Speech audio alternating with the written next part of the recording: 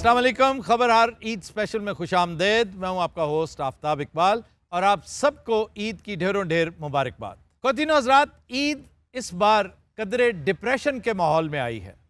एक तरफ आटे की लंबी लंबी कतारें और दूसरी तरफ आइन की बिखरी धज्जियाँ। पाकिस्तान की सियासी, समाजी और माशी घुटन फकीदुल मिसाल है। ऐसी बदहाली हमने दिसंबर 1971 में भी नहीं देखी। इस कस्मा पुरसी के आलम में हम आपके लिए लाए हैं ताज़ा हवा का एक दिल फरेब झोंका। 75 साला जहालत और ग़ुलामी की बंजर मिट्टी पर बरसने वाली शऊर और आज़ादी की पहली बारिश, इमरान खान।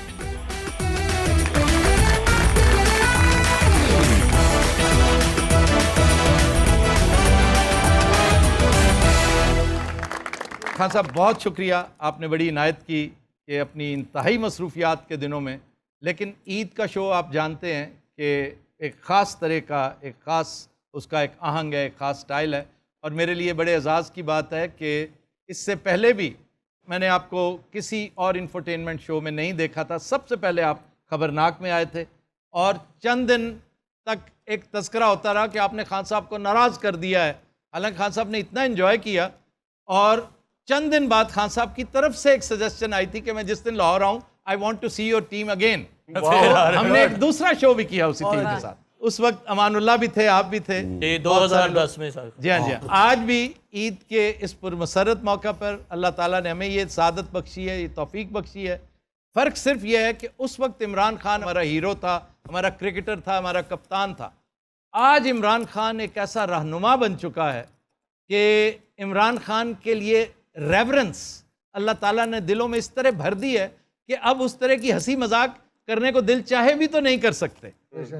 और इसमें इमरान खान की तरफ से कोई कदगन नहीं है, लेकिन क्या है कि एक जाहो जलाल होता है ना एक लीडर का, कि आप उसके सामने कि दिल नहीं चाहता कि आप, और यही मेरी गुजारिश होगी कि आज जो कुछ है, हमने जो बातें करनी है सिर्फ और सिर्फ खान साहब से सुनना है और कोशिश ये भी करनी है कि कम से कम सियासत का इसमें अमल दखल रहे। लग दिया तो मेरा भी तारुफ करवा आपका करवाते हैं। साहब डमी म्यूजियम से ये प्राइम मिनिस्टर ऑफ पाकिस्तान तशरीफ फरमा है। ना तो मियाँ साहब ਤੁਹਾਨੂੰ अंदर किन्ने आन दिता है तो किवें आ गए तुसीं? सर मियाँ साहब आप गेट ते नारे ला के अंदर लंघे ने, खान तेरे जान सार बेशुमार बेशुमार। हाँ साहब, आपके टाइगर्स भी हमारे साथ मौजूद हैं। ये वो लोग हैं जिन्होंने उस दिन लाठियाँ भी खाई, जिन्होंने टीयर गैसिंग भी बर्दाश्त की, जिन्होंने गालियाँ भी खाई और सोबतें भी जेल की बर्दाश्त की। हमने इनके साथ भी गुफ्तगू करनी है और फिर दीगर कुछ लोग और भी हमारे साथ शामिल हैं, इन सब के साथ गुफ्तगू शनीद करनी है। सबसे पहले मेरा दिल चाह रहा है कि मैं एक ऐसा सवाल करूं जो बिल्कुल मुख्तलिफ हो, और वो ये कि आपकी लाइफ का मेरे हिसाब से सबसे अहम वाक़या ना आपका वज़ीर आज़म बनना है, ना आपका डायरियाँ उठा के वज़ीर आज़म हाउस से बाहर निकलना है, ना आपका वर्ल्ड कप उठाना है और ना शौकत खानम की संगे बुनियाद रखना है। मेरे ख़्याल में आपकी ज़िंदगी का सबसे अहम वाक़या ज़िंदगी में यू टर्न लेना है, जो लाइफ में आपने यू टर्न लिया जब आप अल्लाह की राह पे चल निकले। और वो इमरान, वो सदियों बल्कि गैलेक्सीज़ पीछे छोड़ आए उसे, जिसे अयाम जाहिलियत का इमरान कहते हैं। तो ये चेंज किस तरह रूनुमा हुई? देखें आफ्ताब, कुरान की एक आयत है, अल्लाह कहता है कि मैं जब चाहूँ किसी को भी सीधे रास्ते पर लगा सकता हूँ। यकीनन मेरी माँ छोटा सा मैं जब था तो बिस्तर में सोने से पहले कहती थी कि एक ही दुआ होती थी, अल्लाह मैं सीधे रास्ते पे लगा। तो मुझे जब सीधे रास्ता बचपन में और बड़ा भी हो रहा था, टीनेजर भी, हम सीधे रास्ते को बड़ा बोरिंग रास्ता समझते थे। जो दूसरा रास्ता था जो सीधा नहीं था वो बड़ा अट्रैक्टिव लगता था, यानी जो ग्लैमर की वर्ल्ड थी। और मुझे अल्लाह ने मौका दिया, हर किस्म की मैंने ज़िंदगी देखी, क्रिकेट की वजह से बाहर भी रहा, सारी दुनिया ट्रैवल की। तो मेरा जो दीन की तरफ आना था वो एक ऐसा सफ़र था जो कि ख़ुद ही अपनी ज़िंदगी को देख के, दुनिया देख के, जिसको हम समझते थे बड़ी ग्लैमरस वर्ल्ड है। मसलन आप अगर फ़िल्में देखें, आप और हम जब शुरू में थे वेस्टर्न फिल्में देखते थे, स्पोर्ट्स वर्ल्ड के अंदर भी, तो जो हीरोज़ थे वो सारे सीधे रास्ते पे नहीं थे, वो दूसरे रास्ते पे थे। बिल्कुल बिल्कुल दोस्त। तो हमारे रोल मॉडल्स उधर थे और माँ कहती थी सीधे रास्ते पे लगो। मैंने अपनी ज़िंदगी में आहिस्ता आहिस्ता रियलाइज़ किया जो हमारे रोल मॉडल्स पॉप स्टार्स थे इंग्लैंड के अंदर, जो अमेरिका के अंदर, تو میں ان کو ملا اپنی زندگی میں، ان کی پھر زندگیاں دیکھی، تو مجھے آہستہ آہستہ ریئلائز کیا کہ وہ جو ہمیں اٹریکٹیو راستہ لگتا تھا اصل میں وہ تباہی کا راستہ ہے. گھر اجڑ گئے، ڈرگ کلینکس میں خودکشیاں، یعنی وہ ہم تو زندگی میں جو دوزخ جو بربادی تھی وہ میں نے اپنی آنکھوں سے دیکھی اس گلیمر ورلڈ کی. اور پھر آہستہ آہستہ سمجھ آئی کہ اصل میں سیدھا راستہ تو وہ ہوتا ہے جو کہ اندر سے انسان کو سکون دیتا ہے، خوشی دیتا ہے. بھلے سے مشکل کیوں نہ ہو. مشکل دیکھیں جی، اصل میں سیدھا راستہ نبی صلی اللہ علیہ وسلم کا راستہ، وہ ہے سیدھا راستہ. اب تو اس کی راستہ دیکھنے کے لیے ان کی آپ زندگی پڑھیں یا ان کی زندگی کیا تھی. تو ان کی زندگی تو بڑی مشکل زندگی تھی، آسان زندگی تو نہیں تھی. ان کی زندگی میں تو مسلسل چیلنجز تھے. اور وہ یعنی جب اپنے عروج پہ پہنچے، میں یہ ساری اپنے بچوں کو بھی بتاتا ہوں، تو جو ان کو عروج تھا جب فتح مکہ ہو گئی، جب وہ آخری خطبے پہ گئے، تو آخری خطبے پہ لاکھ لوگ عرفات کے اوپر نیچے جمع ہوئے، بڑا زبردست خطبہ ہے ان کا. تو ہیومن رائٹس کا چارٹر ہے، اگر آپ اس کو پڑھیں تو آخر میں وہ پوچھتے ہیں کہ لوگوں کو کہ گواہی دو اللہ کے سامنے کہ میں نے دیانتداری سے اللہ کا پیغام آپ تک پہنچایا. تو وہ جب پہلی روب جاتا ہے، پھر وہ 10 روز پہ پیچھے جاتے ہیں، وہ پیچھے آواز کرتے تھے، وہ پیچھے آواز جاتی تھی. تو جب پیچھے تک آواز پہنچی تو ایک شور اٹھ گیا کہ ہاں نبی آپ نے دیانتداری سے اللہ کا پیغام دیا. پھر لوگوں نے رونا شروع کر دیا. رونا اس لیے شروع کر دیا کہ لوگوں کو ایک دم خوف آیا کہ یہ تو اب ہمارے پیغام اللہ کا پورا کر دیا. تو جانے کی بات تو اب تو لوگوں نے رویا. تو کہنے کا مقصد یہ تھا کہ ان کی زندگی ساری مشکل تھی، لیکن جب آسان وقت آیا تو وہ دنیا سے جانے کا وقت آ گیا. جب ہم آسان زندگی ڈھونڈتے ہیں اس میں عظمت نہیں ہے، عظمت اس زندگی میں ہے جو جد و جہد کا نام ہے، جو ان کی زندگی تھی. اچھا، جتنی خوشگوار زندگی آپ نے یہ اڈاپٹ کی، کیونکہ میں تو آپ کا فالوور تھا اس دور میں بھی جب آپ صرف ایک کرکٹر تھے، ایک گلیمر سے بھرپور شخصیت جس کے ساتھ تصویر اتروانا لوگ اعزاز سمجھتے تھے ایک ہیرو کے طور پہ. اب تو بات ہی اور ہوگی نا، اب تو ایک سلسلہ ہی اور ہو گیا. تو اس رستے کے تقاضے بھی ہیں خان صاحب، وہ یہ کہ آپ کے اندر حلیمی، رحم دلی، نرمی ہونی چاہیے. کیا وجہ ہے کہ یہ کیا کمزور میڈیا ہے یا آپ کا پرسونا ہے کہ آپ کی شخصیت ایسے ہوگی جیسے ایک بڑی سخت گیر سی کہ جو نان کمپرومائزنگ ہے، ایک چیز پہ اڑ گئی ہے، تو آپ اس میں تھوڑی سی حلیمی پریٹینڈ کر کے ہی پیدا کر لیں. آفتاب دیکھیں، جو ہمارا دین ہے نا، وہ اس میں سارا کمپیشن ہے، کمپیشن رحم ہے، کیونکہ رحمت للعالمین ہے ان کا خطاب نبی صلی اللہ علیہ وسلم کا، کہ وہ رحم کرنے والے تھے اور انسانیت کے لیے ایک رحمت بن کے آئے تھے. لیکن ان کا جب آپ دیکھیں کہ بیت المال سے جب کئی لوگوں نے چوری کی تو انہوں نے جو ان کو سزائیں دیں، ان کے ہاتھ کاٹ کے اور ان کے پیر کاٹ کے ایک عبرتناک سزا دی. اور وہی رحمت للعالمین سے انہوں نے جب کہا کہ میری اگر بیٹی بھی چوری کرے گی تو اس کو سزا ملے گی. سر وہ صالح ریاست تھی، یہ کوئی صالح ریاست ہے؟ یہ تو چوروں کی ریاست تھی. میں صرف آپ کو سمجھا رہا ہوں. دیکھیں، کمپرومائز کدھر نہیں کرتے. زندگی آپ کی کمپرومائز کا نام ہے، لیکن کمپرومائز کدھر کرتے ہیں کدھر نہیں کرتے. میرے سے جو اصل میں مسئلہ یا تھوڑے سے لوگوں کا یہ جو اوپر بیٹھے ہوئے ہیں این آر او والے، یہ چاہتے ہیں کہ میں ان کو این آر او دے دوں. جس دن آپ ان کو این آر او دیتے ہیں آپ اپنے ملک سے غداری کر لیتے ہیں. آپ اس کا مطلب کہ جو میرے نبی نے کہا تھا کہ قومیں تباہ ہو جاتی ہیں جب طاقتور کے لیے ایک قانون، یا وہ چوری کرے تو اس کو نہ پکڑو، طاقتور کو، اور کمزور کو جیل میں ڈال. وہ کہتے ہیں قوم تباہ ہو جاتی ہے، یعنی جدھر انصاف نہیں ہوتا. تو جدھر آپ کو ان کمپرومائز ہونا ہے وہ رول آف لاء کے لیے، انصاف کے لیے. لیکن باقی انسانیت کے لیے انسان میں رحم ہونا چاہیے. یہ دو مختلف چیزیں ہیں. اگر آپ چوروں کے ساتھ رحم کریں گے تو معاشرہ تباہ ہو گیا. نہیں، ٹروتھ اینڈ ریکنسیلیشن کی بات میں کر رہا ہوں کہ کہیں نہ کہیں سے نقطہ آغاز تو ہونا ہے نا. میں لوگوں کو کہتا ہوں، کیونکہ ان سے عظیم انسان تھا ہی نہیں ہمارے نبی صلی اللہ علیہ وسلم سے. انہوں نے جب فتح مکہ کی تو ٹروتھ اور ریکنسیلیشن ہی کی نا. عام معافی تھی وہ تو ٹروتھ اور ریکنسیلیشن کہ معاف کر دیا سب. جو منڈیلا نے کیا گوروں سے، جنہوں نے ظلم کیا ساؤتھ افریقہ کے افریقنس کے اوپر، ادھر معاف کر دیا.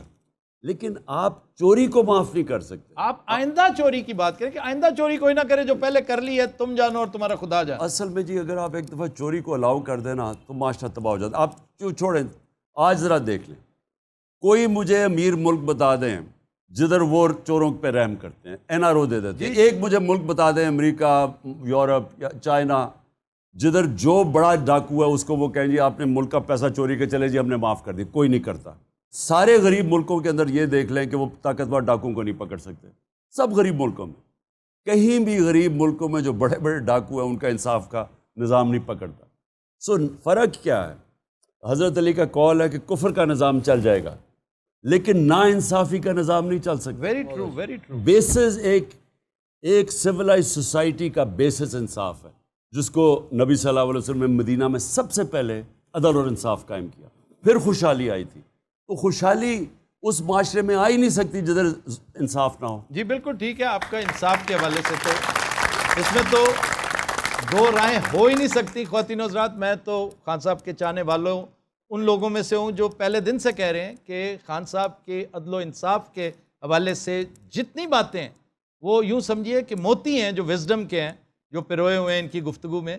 ہماری گزارش میرے جیسوں کی ہمیشہ یہی رہے گی کہ جو پہلے ہو چکا ہے اس پر ایک معافی انہیں کہہ کے دینی پڑے گی کہ آئندہ کے لیے اگلی نسلوں کو, بجائے اس کے کہ انہیں نشان عبرت, آپ انہیں نشان عبرت الیکشن والے دن بنائیں, ووٹ کے ذریعے, بیلٹ کے ذریعے بنائیں. لیکن یہ ایک بالکل ڈیفرنٹ بحث شروع ہو جائے گی. میں خواتین و حضرات آپ کے لیے بھی اور اپنے ویورز کو بھی بتا دوں کہ یہ وہ گراؤنڈ ہے زمان پارک میں واقع خان صاحب کے گھر کا.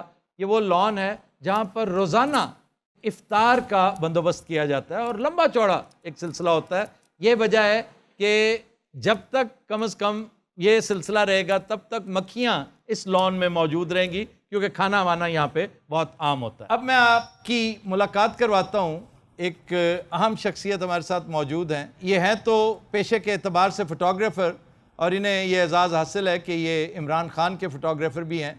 یہ IK ٹوڈے نامی ایک چینل رن کر رہے ہیں جو ڈیڈیکیٹڈ ہے خان صاحب کے لیے. آپ کو خوب یاد ہوگا ایک نوجوان جس کا تعلق اسی شہر لاہور سے ہے, جو اس رات جب شدید ٹیئر گیسنگ ہو رہی تھی, شیلنگ ہو رہی تھی, فائرنگ ہو رہی تھی, ہر طرح سے ظلم و استبداد کے پہاڑ توڑے جا رہے تھے, تو ایک نوجوان ہر طرح کے مصائب سے بے نیاز ہو کر باقاعدہ محو رقص تھا, اور اس کی وہ کیفیت سمبلائز کرتی تھی اس ملک کے 62% یہ جو آبادی ہے جس کو ہم ینگسٹرز کہہ رہے ہیں, وہ سب کے سب پرسونیفائی ہو رہے تھے اس ایک نوجوان کے اندر. اس نوجوان کے رقص کو دیکھ کر بہت سو نے اس کو رقص بسمل کہا تھا. تو جس شخص نے اس کو شوٹ کیا, اس کی پکچر بنائی, اس کی ویڈیو وائرل کی, وہ شخص بھی خراج تحسین کا مستحق ہے. اس کا نام ہے سرور خان, اور آج ہمارے ساتھ موجود ہیں. خان صاحب آپ کو عید مبارک کے ساتھ ساتھ ہم خوش آمدید بھی کہتے ہیں اپنے شو میں. آپ کا بہت شکریہ جب آپ نے ہمیں دعوت دیا. میرے طرف سے اور IK ٹوڈے ٹیم کے طرف سے آپ کو عید بہت بہت مبارک ہو. Thank you very much Khan صاحب. اور عید مبارک کے ساتھ ساتھ میں آپ کو اس کلپ پہ مبارکباد پیش کروں گا کہ جو آپ کو عطا ہوئی. یہ ایک ایسا ٹائم تھا کہ you are at the right place at the right time. جیسے ایک اور نوجوان ہے عثمان جوڑا, جس کا وقتاً فوقتاً میں ذکر کرتا ہوں, میں سارے نمبر بہادری کو دیتا ہوں, تو اس نے جو کچھ اس دن کیا تھا دیٹ واز آل اباؤٹ بہادری. آپ نے جو کام کیا وہ بھی پروفیشنلزم کی انتہا ہے. اور میں چاہوں گا پروڈیوسر صاحب اس وقت آپ سکرین پہ اس نوجوان کا وہ رقص بسمل ضرور دکھائیے, تاکہ پتہ چلے ان لوگوں کو جو زور سے, پریشر سے, ظلم اور استبداد سے اس تحریک کو دبانا چاہتے ہیں. اس تو بعد میں 6 دن اتنے رقص بسمل کیتا, میری کسی نے تصویر نہیں بنائی پائی. کیوں؟ بس میں لبدا رہا بھائی نو, آئے نہیں. تم جعلی تھے نا, دیکھے تم لبدے رہے, تم اس کے لیے کر رہے تھے. وہ نیچرل تھا, اس نے کسی کے لیے نہیں کیا تھا, اللہ نے اس کے لیے ایک کیمرہ مین بھیج دیا. نالے انہیں محبت کیتا سی, تیرا تے روز دا کام ہے. اچھا میاں صاحب آپ بار بار بیچ میں شرکت نہ کریں. جناب پرائم منسٹر ہوں, میں کہیں بھی شرکت کر آپ پہلی بات تو ہے کہ ڈمی میوزیم سے آئے پرائم منسٹر ہیں, ڈمی میوزیم کا اور پرائم منسٹر. ٹریجڈی یہ ہے کہ جو اس وقت اصلی پرائم منسٹر ہے ہم اسے بھی ڈمی میوزیم سے آیا سمجھتے ہیں. کیا بات ہے آفتاب بھائی, میں دیکھ رہا ہوں خان صاحب سے محبت کے ساتھ ساتھ آپ کی ٹائمنگ بھی بہترین ہو گئی ہے. وہ تو آپ کی قربت کا فیض ہے کہ آپ کے ساتھ رہ کر میں بھی اچھا خاصا آپ جیسا ہو گیا ہوں. ہاں جی ہاں جی یہ تو اچھا سرور صاحب سے بات کر رہے تھے ہم. آپ میں ڈانس کرا گا, میری ویڈیو بھی بنا لیں. ویسے میاں صاحب تواڈے نال بھی کوئی ایسے جانسار ہے تواڈے جڑے انج کردے ہو؟ ہاں انہاں دے نال ہے جان نساڑنے ہیں ہلے 2013 کا الیکشن جب انہوں نے جیت لیا تو عمران خان کو طرح طرح کی باتیں کرتے رہیے کہ تمہاری تو یہ پوزیشن ہے کہ 40 سیٹیں بھی نہیں تم کر سکے, اور کدھر گئے تمہارا وہ یوتھ, تمہارا وہ گروپ. تو اس نے کہا تھا کہ صرف چند سال اور یہ پنیری تیار ہو رہی ہے, یہ فصل تیار ہو رہی ہے, ایک دفعہ یہ تیار ہو جانے دو, پھر تم سے رکیں گے نہیں بلکہ کسی سے نہیں رکیں گے. اور اب وہ فصل تیار ہو چکی ہے, کب چکی ہے نظر آتی ہے. جدوں دی ہے یوتھ آئی ہے نا انہاں دے بوتھ دیکھن والے نے اودوں دے. میں اپنے ان دوستوں کی قدر کرتا ہوں, میں خان صاحب کی بھی قدر کرتا ہوں. اچھا کپ کوئی بھی ڈگیا نا تے ایک منٹ ٹھہر جا, ذرا جہاز لنگ لندے. ہائے کیا بات ہے. ہائے جہاز تے تہاڈے ذہن چوں کدی نہیں نکلنا, ایسا اڈیا جمعے والے دن دا اڈیا جے مڑ کے لندنوں واپس نہیں آیا. ایسا چور سوچ کے تھے گا. ان حضرت کو ہم میرا خیال ہے اتنا برا بھلا نہ ہی کہیں کیونکہ ان کا قصور نہیں ہے کچھ, یہ بزدل ہے. تو جو بزدل ہوتا ہے نا وہ تو خود مختار ہوتا ہی نہیں ہے. بزدلی واقعی بزدلی بائی چوائس نہیں ہوتی. تو جو خود مختار ہی نہیں ہے اس کو ہم نے کیا جانا. بزدلی ایک بیماری ہے جس پر بندے کا کوئی اختیار نہیں ہوتا. اگر چوائس ہونا تو بندہ کہے گا کہ مجھے لنگڑا اور لولا کر دو, میں نے بزدل نہیں ہونا. خان صاحب ڈائری چک کے نکلے تو بڑے ہٹ ہوئے نا, لوگوں نے بڑا لائک کیتا. میاں صاحب نے بھی انہوں نے ویکھ کے ڈائری چکی, اور دفتر والا کہندا پاجی ڈائری رکھ جو. اچھا جی, پارٹی میں کوئی ایسا شخص جسے آپ سمجھتے ہو کہ یہ میرا جانشین ہونے کی اہلیت رکھتا ہے؟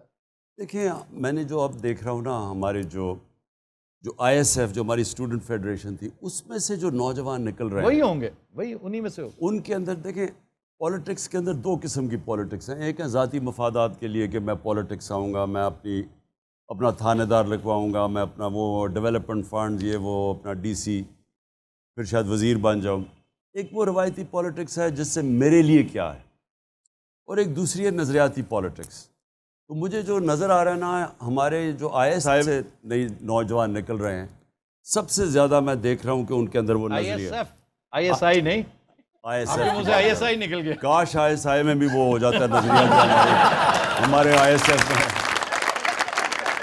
آئی ایس آئی میں بھی بہت آپ کے چاہنے والے ہیں, وہ آپ ہی کی ہے, ہماری ہے. بہت ہیں, لیکن وہ اصل میں دیکھیں ہر ادارے میں نا اونچ نیچ ہوتی ہے. کئی دفعہ ہم جب تنقید کرتے ہیں تو بہتری کے لیے تنقید کرتے ہیں. وہاں ایک غلط فہمی ہے کہ اگر آپ تنقید کریں گے تو آپ کے ملک سے غداری کر رہے ہیں.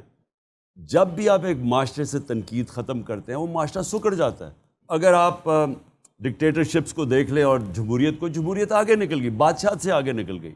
علامہ اقبال کہتے ہیں کہ مسلمان اس لیے پیچھے رہ گئے کہ یہاں بادشاہت آ گئی اور مغرب میں جمہوریت آ وہاں گئی. جمہوریت تو جمہوریت کے اندر تنقید ہوتی ہے, میریٹوکریسی ہوتی ہے, یقیناً. اور جب تنقید ہوتی ہے تو آپ اپنی اصلاحات کرتے ہیں. جب آپ ایک معاشرے سے تنقید ہی ختم کر دیں وہ معاشرہ ختم ہو جاتا ہے. بالکل صحیح ہے. ہم چاہتے ہیں کہ پاکستان کی ایک مضبوط فوج ہو. پاکستان کو ہمیشہ یاد رکھنا چاہیے کہ مسلمان دنیا میں اگر آپ کے پاس اپنی دفاع کرنے کے لیے تکڑی فوج نہیں ہے تو آپ کو خطرہ بڑا ہے, کیونکہ آگ لگی ہوئی ہے سیریا, لیبنن, یعنی ساری جگہ چلے جائیں نا مسلمان ملکوں میں. افغانستان میں کیا ہوا ہے, تو صومالیہ میں کیا ہوا. تو اس لیے ایک مضبوط فوج ملک کی ضرورت ہے. یقیناً. Quick question and quick response آپ کی طرف سے کہ کل انشاءاللہ اللہ کرے آپ پھر کرسی اقتدار پہ فائز ہوں, تو یہ جو ایک بلاک نیا بن رہا ہے جس کے سرخیل ایم بی ایس ہیں اور چائنا ہے, آپ فوری طور پہ اگر آپ کو جوائن کرنا پڑے تو آپ اس بلاک کو جوائن کریں گے یا اسی پرانے بلاک جس کے مسائل ہیں؟ دیکھیں آفتاب, ہمیں نا پاکستان کو بلاکس نہیں جوائن کرنا چاہیے. پاکستان کو وہ فورن پالیسی کرنی چاہیے جس سے اپنے ملک کے لوگوں کو فائدہ ہو. نیشنل انٹرسٹ ہے وہ جو ہمارا نیشنل. اب تک ہم کیا کرتے رہے ہیں, ہم بلاکس کا حصہ بن گئے ہیں. جب ایک بلاک کا حصہ بنتے ہیں تو باقی بلاکس آپ سے دور ہو جاتے ہیں. دوسرا مسئلہ یہ ہوتا ہے کہ اگر آپ ان کے اوپر ڈپینڈنٹ ہو جائے, یعنی ان کے بغیر ایسے ہو کہ جس طرح اگر آپ وہ امداد نہ کریں تو آپ گزارا نہ کر سکیں, پھر آپ غلام بن جاتے ہیں. اور جو قوم اپنے پیر پہ نہیں کھڑی ہوتی اس کا وہی حال ہوتا ہے. ایک آدمی اگر وساکیوں سے چلنا شروع کرے وہ اس کی ٹانگیں کمزور ہو جاتی ہیں. وہ کھڑا ہی نہیں ہو سکتا اپنے پیر پہ. ہم ایڈ لے کے اور قرضے لے کے اور شروع سے بھکاریوں کی طرح اور اپنی فورن پالیسی ہم دوسروں کی جنگوں میں شرکت کر کے پیسے کے ڈالرز کے لیے ہم نے اپنے آپ کو کمزور کیا ہے اور عزت بھی کھو بیٹھے ہیں اپنی. کہ جب آپ دوسرے لوگوں سے پیسے ایڈ لیتے ہیں اور قرضے لے کے اور اس طرح گزارا کرتے ہیں تو آپ کی عزت جاتی ہے. تو جو ہماری قومی غیرت ہے اور قومیں غیرت پہ کھڑی ہوتی ہے, یعنی انسان بھی تکڑا وہ ہوتا ہے جس میں غیرت ہوتی ہے.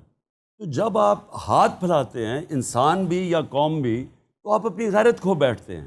تو ہماری فورن پالیسی ہونی چاہیے جو ہمارے ملک لوگوں کی بہتری ہو, اور اس کے لیے آپ کو انڈیپینڈنٹ رہنا چاہیے. آپ کو کسی کے سامنے ایک بلاک بن کے اور ایڈ اور یہ اس سے نکلنا چاہیے. بات پچھلی جو ہے نا بیچ میں رہ گئی, آپ آئی ایس ایف کی بات کر رہے تھے کہ آئی ایس ایف سے آپ کو توقعات ہیں کہ جانشینی جب بھی ملے گی اسی میں سے ملے گی. تو آپ نے کچھ لوگوں کو انسرکل کیا ہے, کوئی خفیہ سی ایک دستاویز میں نام ہی رکھ دیں 5-7؟ ہاں, میں آہستہ آہستہ نئے لیڈرز دیکھ رہا ہوں اور ان کو آزما بھی رہا ہوں, لیکن میں ان کا نام اس لیے نہیں بتاؤں گا کہ پھر وہ دوسرے ان کی ٹانگیں نہ کھینچیں. نہیں, ایک رکھ دیں محفوظ چیزیں میں دیکھ رہا بنا کے تاکہ آپ کی جان کو بھی خطرہ کم ہو, لوگوں کو پتہ ہو کہ ایک عمران نہیں اگلا اس سے بھی, جیسے خان صاحب کہا کرتے تھے مجھے نکالا تو میں زیادہ خطرناک ہو جاؤں گا سڑکوں پہ آ کے. تو یہ اس طرح آپ کے ماشاءاللہ میں نے دیکھا ہے کہ ابھی یہ فضان ہی نہیں مان کہ ابھی ایسا کچھ ہم نے دیکھا. اور لوگوں سے جب بات کرتے ہیں مجھے خوشی ہوتی ہے کہ they are very enlightened people.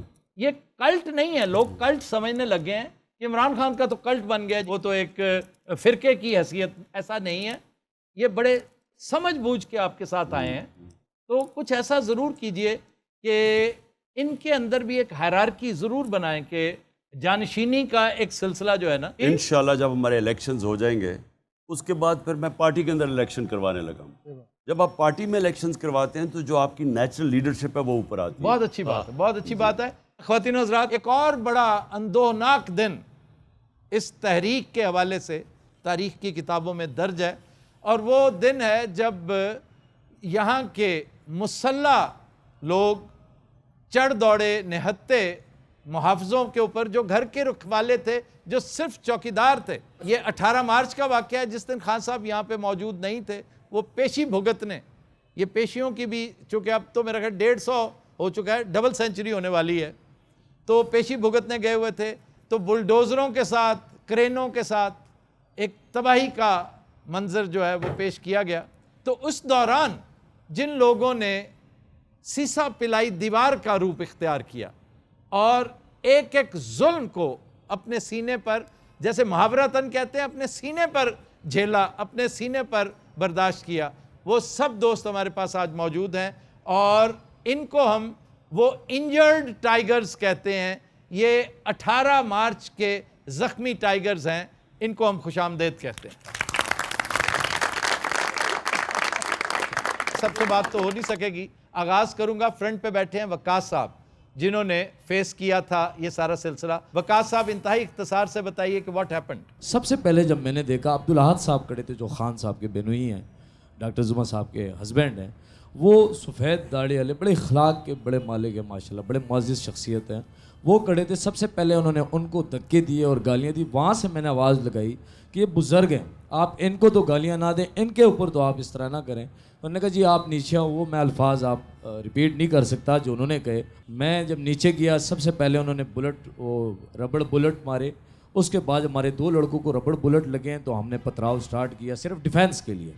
اس کے بعد انہوں نے شیلنگ بھی سٹارٹ کی, گھر میں کوئی 200+ انہوں نے شیلنگ بھی کی, پتھر بھی پھینک کے, فائر بھی کیے, بلٹ اسٹریٹ فائر کیے جس میں سے مجھے بھی لگی, اور ہم کو 1 گھنٹے 1.5 تک ہم لڑتے رہے. یہ جو بہت ساری کہانیاں میڈیا میں گردش کرتی رہیں کہ یہاں پر جو ڈاگ فوڈ تھا وہ بسکٹ بھی اٹھا کے لے گئے, بالکل کارپیٹ تک لے گئے, جو نیسلے کی بوتلیں ہماری کیونکہ سیکیورٹی ہم نے کی سنا ہے پڑی کہ وہ بسکٹ کھاتے بھی رہے ہیں. اس وقت تک انہیں پتہ نہیں ہوگا کہ یہ ڈاگ بسکٹ. 1-2 پولیس والے نے پوچھا بھی نکل آئیاں سی.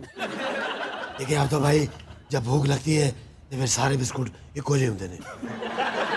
نہیں, بندہ مانگ سکتا ہے نا, چوائس کر سکتا ہے. اب تو بھائی بیگرز کانٹ بی چوزرز. اوہو سر آپ تو کولڈ ڈرنکس کی بات کر رہے ہیں, پانی کی بات کر رہے ہیں, وہ تو واش روم میں پڑے صابن تک لے گئے, شیمپو تک لے گئے. اچھا, ایک فین اٹھا کے لے گئے اور پتہ یہ چلا کہ جی کہا گیا تھا خان صاحب کے سارے فین اندر کرو. ہمارے ساتھ ایک وکیل صاحب موجود ہیں جو by profession is a lawyer. 7 دن ایک وکیل کو کسٹڈی میں رکھا گیا کہ وہ وہاں پہ موجود کیوں تھا. اچھا ایک ڈاکٹر بھی ہے ہمارے ساتھ. اچھا تمہیں پتا پولیس والے انہاں گلاں تو زیادہ غصہ کردے سی. ڈاکٹر ہاں جی میں زیادہ پڑھ دے, میں وکیل ہاں زیادہ. یہ بالکل صحیح کہہ رہے ہیں. شعور لوگ نال خان صاحب دے انہوں بھی پڑھ لیا, انہیں کیا میں ڈانسر ہاں, انہوں نے چھڑ دیا. انہوں ایک جگہ ڈانس کرن دیا سی, بڑی مار پئی انہیں انج کیتا وگ لتھ کے چوری دی چھوڑی جا پئی. سر یہ بتائیے کہ بطور وزیر اعظم آپ کس ہیڈ آف دا اسٹیٹ سے ملے اور آپ نے محسوس کیا کہ یہ سب سے انٹرسٹنگ پرسنالٹی ہے اور میں اسے یاد رکھوں گا؟ دیکھیں انٹرسٹنگ تو کئی تھے, لیکن مجھے جو اردوغان ترکی کے اور یہ مہاتر ملیشیا کے, یہ بڑے دونوں اسٹیٹس مین ہیں. یعنی انہوں نے اپنے معاشروں کو بدل دیا.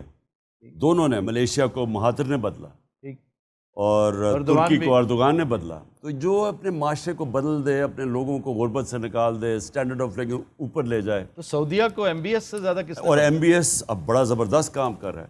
ایم بی ایس لیکن اب جو جس طرف نکل گیا ہے, ہمیں بڑی امیدیں ہیں ایم بی ایس سے. وائی ناٹ, وہ تو ایک بہت بڑے بلاک کا ایک ایسا کام جو میں سمجھتا ہوں بڑے بڑے کا, یہ بھی عطا ہے.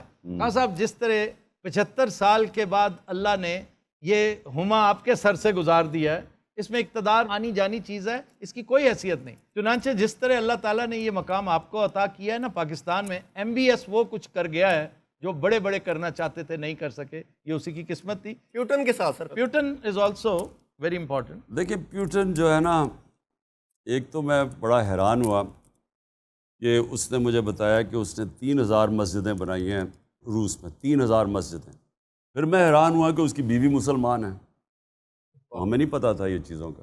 میں نے تو اپنے ملک کی بات کرنی تھی اور ہمارے ملک کے لیے وہ تیار تھا ہمیں سستا تیل دینے کے لیے, کیونکہ یہاں تیل کی قیمتیں اوپر, اصل مہنگائی تو اس لیے تھی تیل کی قیمتیں اوپر چلے گئی. جی جی, تو وہ تیار ہو گیا تھا ہمیں سستا تیل دینے کا. لیکن بہرحال ہماری بدقسمتی. سر اپنا سب سے آنریبل حریف کس کو کہیں گے آپ؟ اپنا مد مقابل ایک ایسا جس کے لیے آپ سمجھتے ہیں کہ یار یہ ایک آنریبل آدمی. کرکٹ میں نہیں جی نہیں, پالیٹکس میں. اور آج کی کرکٹ میں تو خان صاحب کرکٹ دے رہے ہیں, ایک آدھ تو ہوگا. دیکھیے میں آپ کو بتاؤں, جو لوگ چوری کرتے ہیں نا, ان کو آپ کیسے کہہ سکتے ہیں؟ سر سارے تو چور نہیں ہے, کوئی ایک نہیں, میرے جو اصل تھے یعنی یہ 2 خاندان کے ہیڈ ہیں, یہ تو 30 سال سے چوری کر رہے ہیں ملک کا پیسہ. ساتھیوں میں سے کوئی اور کوئی ایسا جسے آپ کہیں کہ یہ میری پارٹی میں ہونا چاہیے تھا, یہ غلط پارٹی میں ہے؟ اعتزاز آصف. واہ, دیکھیں نا ایک بندہ تو ہے.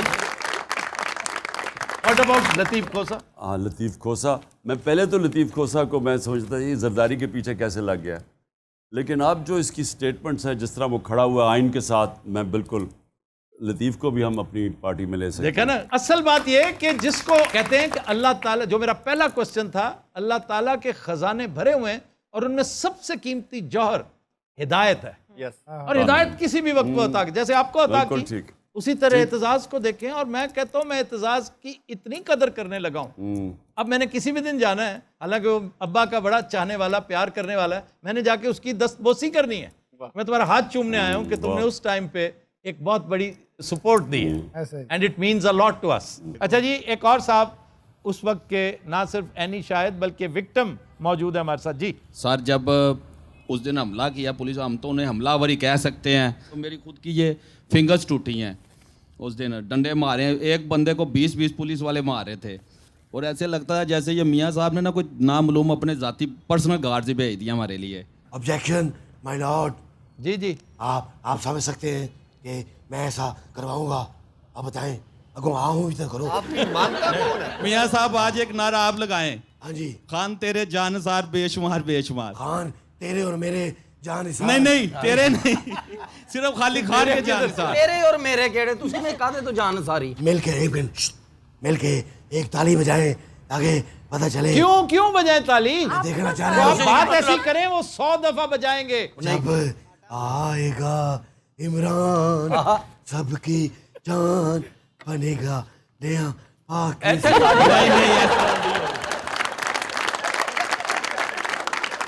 اچھا جی یہ بتائیے کہ جو ابھی موسیقی میں خصوصی دلچسپی لی ہے؟ نہیں، مجھے اصل میں تو نصرت فتح علی خان، وہ تو آپ بہت سنتے ایک انٹرٹینر مجھے بڑا میں مس کرتا ہوں، وہ دلدار پرویز بھٹی، وہ آپ کے وہ ساتھ مجھے بہت پسند تھا۔ آغاز اس نے کیا تو میرے جو شوکت خانم کے لیے میں نے پیسے اکٹھے کرنے تھے، پیسہ بہت زیادہ تھا، پھر میں دلدار پرویز بھٹی وہ کمپیئر بن گیا، اور نصرت فتح علی وہ بھی جانتے نہیں تھے لوگ اتنا زیادہ نصرت فتح علی کو۔ اس کو پھر میں ایک ٹور پہ نکل گیا امریکہ میں، 2-3 دفعہ ٹور کیے، تو وہ سب سے انجوائبل میری فنڈ ریزنگ تھی، کیونکہ پیسہ ہم نے بڑا اکٹھا کرنا تھا ہاسپٹل کے لیے۔ تو یہ کمپیئر کر رہا تھا، نصرت فتح علی کی قوالی تھی، بہترین میں نے وہ ٹور انجوائے، 2 ٹور کیے تھے ہم نے، بڑا انجوائے کیا۔ بطور وزیر اعظم سب سے حیران کن واقعہ کوئی جس نے حیران کر دیا ہو، حالیہ واقعات جو ہوئے تھے اپریل میں، پچھلے اپریل میں، اس سے ہٹ کر؟ میری والدہ جب میں بڑا ہو رہا تھا تو وہ میری بہنوں کو ہمیشہ کہتی تھی کہ مجھے اس کی فکر پڑی رہتی ہے، یہ بڑا سیدھا ہے، یہ ٹرسٹنگ ہے، یہ لوگوں کے اوپر آنکھیں بند کر کے اعتماد کر لیتا ہے اور یہ زندگی میں رل جائے گا۔ میری ماں مجھے ہمیشہ کہتی تھی۔ میں ماں کو کہتا تھا جب میں بڑا کامیاب بھی ہوتا گیا، میں کہا کیا فرق پڑتا ہے، جب کوئی مجھے دھوکہ دیتا ہے تو مجھے پتہ چل جاتا ہے، اس کے بعد ایک دفعہ دھوکہ دے دیتا ہے، اپنے آپ کو ایکسپوز کر دیتا ہے، مجھے کیا فرق پڑتا ہے۔ لیکن میں نے جو پرائم منسٹر بن کے چیز ریئلائز کی، اچھا، اور میں اپنی بیٹوں کو بھی کہتا تھا، میں کہتا تھا یہ دلیر آدمی کی نشانی ہے کہ وہ، یعنی جب ڈرتا ہے آدمی تو لوگوں کے اوپر ٹرسٹ نہیں کرتا نا، وہ سب کو سمجھتا ہے کہ مجھے کوئی دھوکہ نہ دے دے۔ جو دلیر آدمی ہے وہ کہتا ہے جو بھی کرا میں اس کا مقابلہ کر لوں گا۔ لیکن گھوڑے باندھ کر نہیں، لیکن ایک منٹ، میں یہ سوچتا تھا تب تک جب تک میں پرائم منسٹر نہیں بنا۔ تو جو جنرل باجوہ نے مجھے دھوکے دیے نا، تب میں نے پہلی دفعہ ریئلائز کیا کہ میں ہر بات مان لیتا تھا، آپ ہر بات پہ یہ اتنا وہ سنسیئر لگتا تھا سارا وقت، مجھے تمہاری ہے، میں تمہاری فدر، مجھے یہ، ہم ایک پیج پہ ہیں وغیرہ۔ تو جب آہستہ آہستہ جب مجھے پتہ چلا کہ اس نے کتنے دھوکے دے کے اور آخر میں ہماری گورنمنٹ گرائی، پھر میں نے ریورس انجینئرنگ کی، میں نے پیچھے دیکھا تو مجھے ایک دم پتہ چلا کہ کتنے دھوکے دیتا جا رہا تھا۔ تو اس سے جب پرائم منسٹر بن جائے نا تو آپ کو ٹرسٹنگ نہیں ہو سکتے آپ، کیونکہ اصل میں نقصان آپ کے ملک کو ہوتا ہے اس کا۔ اس لیے یہ اگر آپ کہیں نا تو میں نے ایک جو سبق سیکھا ہے کہ کبھی کسی کو آنکھیں بند کر کے ٹرسٹ نہیں کرنا چاہیے۔ یعنی 2-4 سبق جو سیکھے ہیں ان میں سب سے بڑا یہ، سب سے بڑا ایز اے پرائم منسٹر۔ اچھا، دوسرا سبق کوئی؟ یہ کہ پاکستان میں بہت پوٹینشل ہے، اللہ نے بڑی نعمتیں بخشی ہیں۔ ہم آخری 2 سالوں میں ہی، پہلا سال مشکل میں گزر گیا، ملک بینکرپٹ تھا، پھر کرونا آ گیا، اس کو ہینڈل کیا، لیکن جو آخری تیسرا اور چوتھا سال تھا ہماری اکانومی 17 سال میں سب سے تیزی سے بہتر ہو رہی تھی۔ تو میں نے تب ریئلائز کیا کہ یہ ملک میں بہت اللہ نے پوٹینشل دیا ہوا ہے، ہمیں صرف اپنے آپ کو آرگنائز کرنا ہے، ہم نے گورننس سسٹم ٹھیک کرنی ہے، ہم نے جو ایک چیز بار بار رول آف لا، انصاف کا نظام ٹھیک کرنا ہے۔ وہ اس وقت آپ سب کے لیے کہ ہم انصاف کے انڈیکس میں، رول آف لا کے انڈیکس میں 140 ملکوں میں پاکستان کا نمبر 129 ہے، اور آپ ڈنمارک، اور میں پھر آپ سب کے لیے بتاتا ہوں کہ کیونکہ میرا تجربہ یہ ہے کہ انصاف ہوتا ہے تو خوشحالی آتی ہے۔ ڈنمارک نمبر 1 ہے، پاکستان کی اوسط آمدنی $1,600 ہے، ڈنمارک کی $68,600 ہے۔ سو کیونکہ انصاف کی وجہ سے خوشحالی آتی ہے۔ آپ اگر ساری اپنی تاریخ اٹھا کے دیکھیں تو جب ایک حکمران انصاف دیتا تھا، مثلا بلبل تھا، علاؤدین خلجی تھا، ان کے دور میں ساری خوشحالی ہوتی تھی، اور جب کوئی ایک ظالم یا ناانصافی کرنے والا حکمران آتا تھا قحط پڑ جاتے تھے۔ تو انصاف اور خوشحالی اکٹھے جاتے ہیں۔ آج جتنے آپ کے مغرب میں ملک ہیں، آپ اسکینڈینیویا میں چلے جائیں، سوئٹزرلینڈ چلے جائیں، کیونکہ وہاں انصاف کے انڈیکس میں وہ بہت آگے ہیں، 5-6، وہاں خوشحالی ہے۔ ہمارے لوگ بیچارے ویزے لے کے پیسے خرچ کر کے وہاں جاتے ہیں، اور پیسے نہیں بانٹ رہا کوئی، وہاں اس لیے جاتے ہیں کیونکہ لیول پلینگ فیلڈ ہے، انصاف لوگوں کو آزاد کرتا ہے، وہاں خوشحالی ہے، وہاں محنت کرتا ہے، پھل ملتا ہے۔ جی جی، یہ الٹا سسٹم جو ہے نا، یہ ہمارا سب سے بڑا پرابلم یہ ہے کہ ہم اگر اس کو ٹھیک کر لیں، رول آف لا لے آئیں، جو میری کوشش ہے ساری جو رہی ہے، کامیاب نہیں ہوا کیونکہ وہ اتنی طاقت نہیں تھی۔ رول آف لا اسٹیبلش کرنے کے لیے آپ کو طاقت چاہیے، وہ تھی نہیں اس وقت، طاقت باجوہ کے پاس تھی، ذمہ داری میرے پاس تھی، تو وہ اس کا انٹرسٹ ہی نہیں تھا رول آف لا لانے۔ صاحب یہ ایک چھوٹی سی قطع کلامی کی معذرت خواہ ہوں میں، یہ ان کرچز کے بغیر نہیں آنا چاہیے تھا آپ کو اقتدار میں؟ آپ نے باجوہ کو کیوں شامل رکھا؟ ہمیں کرچز، مسئلہ کیا تھا؟ کولیشن گورنمنٹ آ گئی، کولیشن گورنمنٹ کمزور تھی اس وقت. میں نے جس طرح آپ کو کہا، میں سمجھا کہ باجوہ سے سنسیئر آدمی کوئی نہیں ہے. میں تو اسے پوری طرح ٹرسٹ کرتا تھا. میں نے ریئلائز ہی نہیں کیا کہ اس کے اور میرے مقاصد بہت فرق تھے.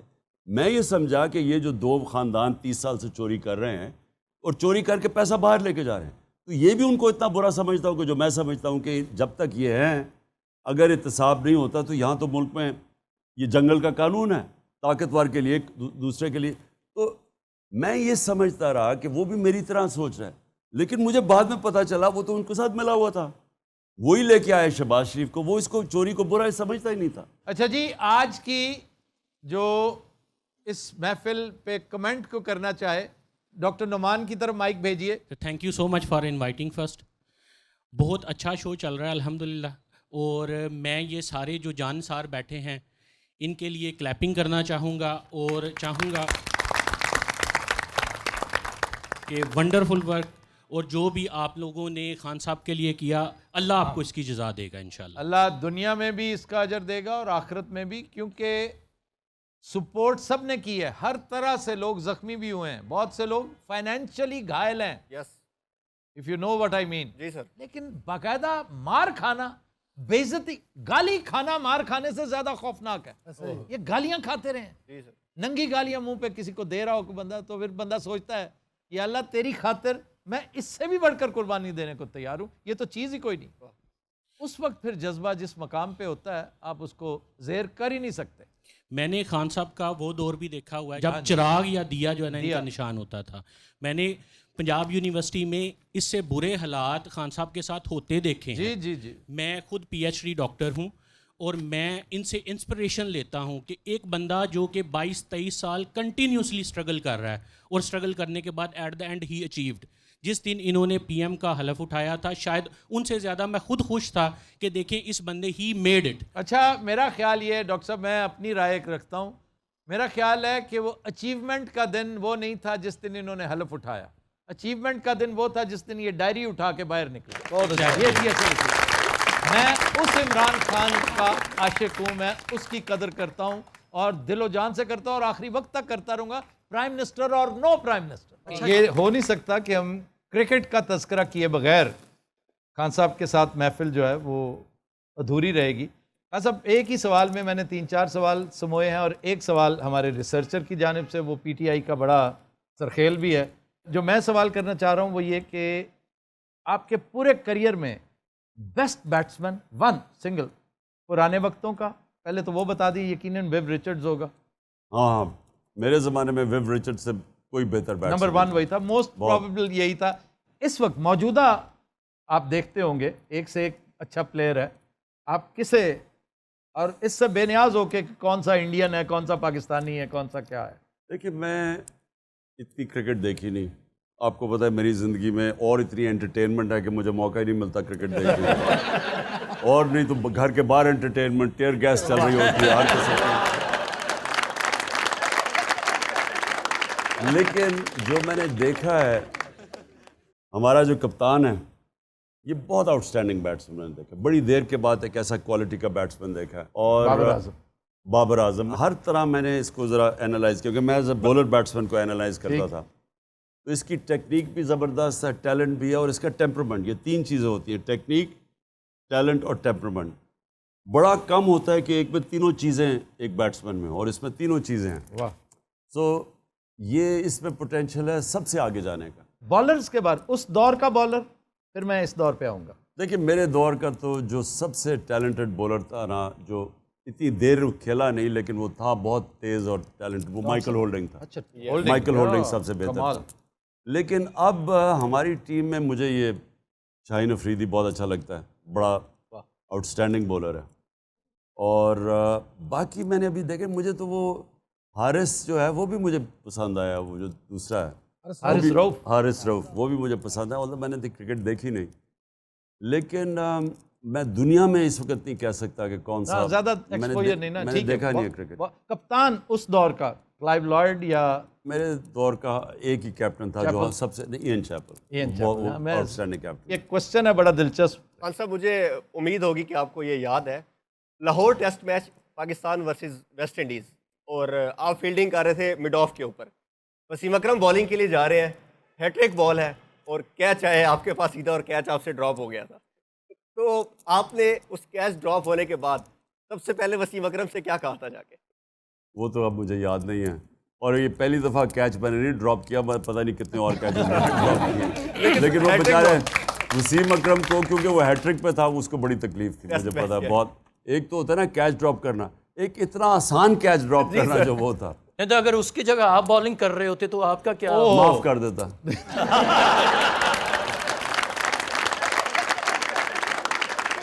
جی آپ خاتون کچھ کہنا چاہ رہے ہیں؟ السلام علیکم جی، میرا نام شیلا خان نیازی ہے، اور عید کے اس بابرکت دن پہ میں دیکھنا تو نہیں چاہتی تھی ہمارے بیکاری وزیر اعظم کو، لیکن آپ نے بلا لیا تو دیکھنا پڑ گیا. اچھا میں نے نہیں بلایا، خود ہی آئے ہیں یہ. اچھا میں ان کو کمنٹ یہ کرنا چاہتی ہوں کہ آپ ان کی جرت دیکھیں کہ یہ مرشد کے سامنے آ کے بیٹھ گئے.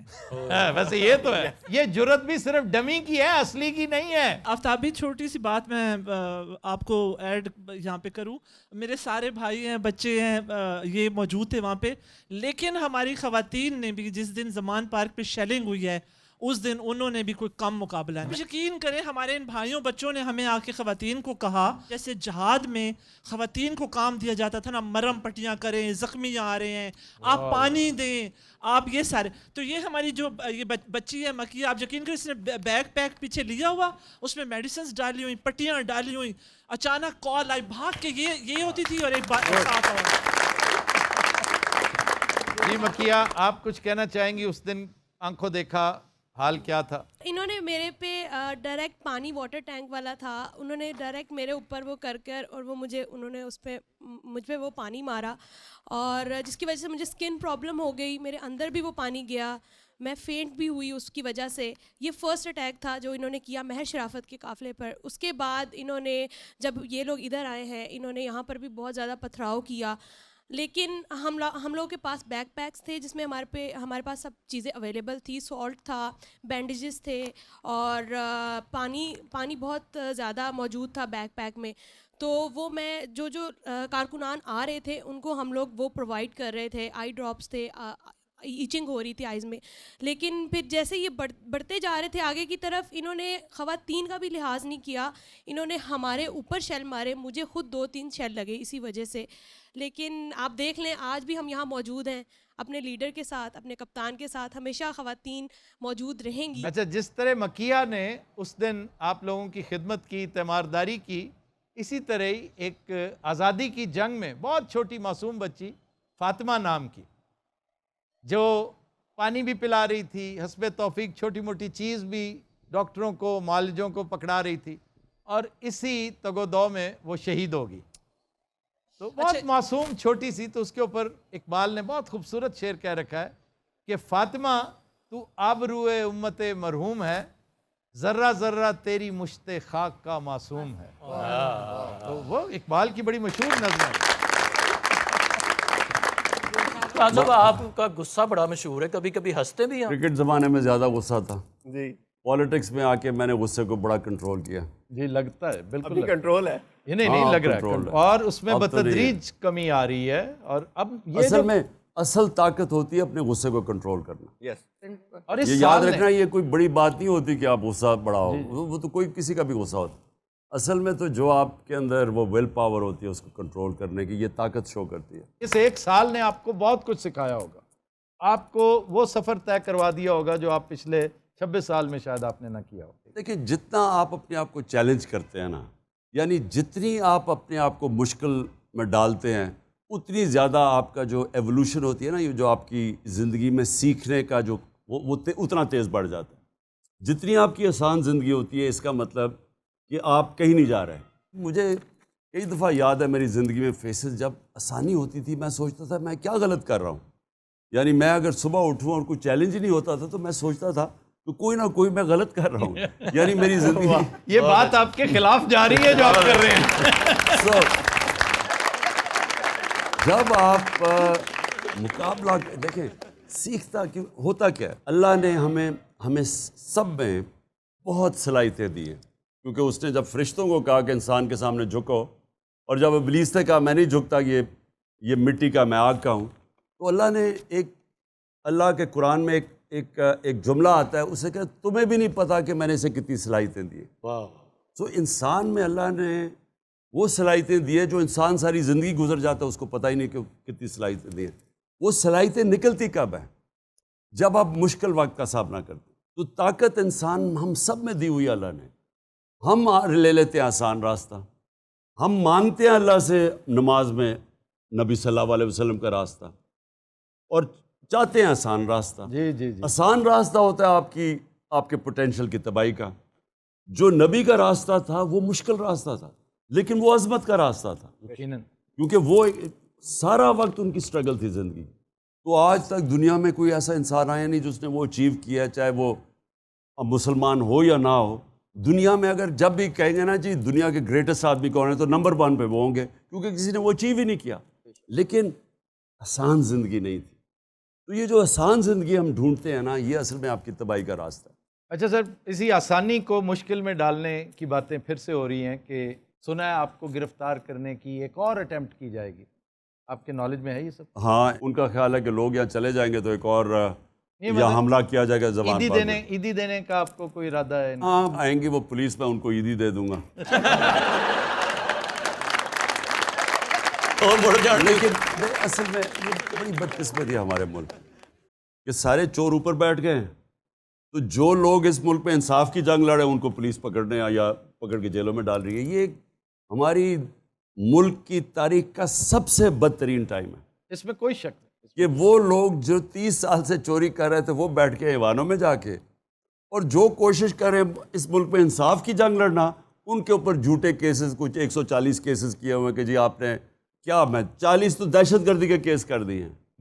یہ ایک المیہ ہمارے ملک میں کہ جب آپ امر بالمعروف سے ہٹتے ہیں قوم، اوپر وہ لوگ بیٹھ جائیں جو کہ بجائے اچھائی کے ساتھ کھڑے ہونے کے بدی کے ساتھ کھڑے ہو جائیں، تو وہ ملک میں کیا فیوچر ہوگی؟ یا لوگ چھوڑ کے جا رہے ہیں پاکستان کو، 800-900 لوگ پروفیشنل ملک چھوڑ کے چلے گئے ہیں یہ چند مہینے میں۔ ہمارے شوکت خانم میں بڑا مشکل ہوتا ہے کیونکہ کینسر ہاسپٹل کے اندر اسپیشلسٹ چاہیے ہوتے ہیں آپ کو۔ دنیا میں کینسر کے اسپیشلسٹ کی ساری دنیا میں ڈیمانڈ ہے، کیونکہ کہیں بھی جاتا ہے ڈاکٹر، اس کو اتنی تنخواہیں ملتی ہیں، شارٹ سپلائی ہے نا، اتنے کینسر کے ڈاکٹرز ہیں نہیں دنیا میں، تو ان کو بڑی مشکل سے ہم لے کے آتے ہیں، سب باہر سے کوالیفائڈ ہیں۔ تو اب یہ جو مایوسی چھائی ہوئی ہے کہ چوروں کا راج ہے، لوگ چھوڑ کے جا رہے ہیں ملک، اور ہمارے ساتھ ابھی 4 اسپیشلسٹ چلے گئے ہیں، 4 اور کہہ رہے ہیں کہ ہم نے بھی ملک سے باہر چلے جانا ہے۔ تو یہ ہر جگہ ہو رہا ہوگا، اور پروفیشنز میں جن لوگوں کی باہر ڈیمانڈ ہے پروفیشنلز کی، تو یہ بڑا ایک ملک کا المیہ ہے اس وقت کہ برین ڈرین ہو رہی ہے اس کی وجہ سے۔ تو اس لیے انشاءاللہ ایک ہی حل ہے الیکشنز کا، اور الیکشنز کے بعد میں یہ جو اندھیری رات ہے میں اس کو ختم ہوتے دیکھا انشاءاللہ۔ Thank you very much Khan صاحب، بہت بہت شکریہ آپ تشریف لائے۔ آپ کی اس آمد نے جس طرح یہ وقت بڑا تاریخ ساز ہے، یہ وقت ہمیشہ یاد رکھا جائے گا۔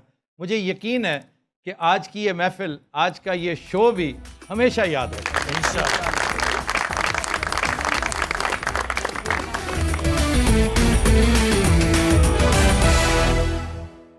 Hello, Assalamu alaikum wa rahmatullahi wa barakatuh. Aftab Iqbal, how are you? I'm so happy to see you again, and I congratulate from this special show, and a special day, and a special guest, Prime Minister Imran Khan. I'm so happy to see him again, and just few things I want to say, and I wish you happy Eid Mubarak for you and Prime Minister and all Pakistan. Thank you so much.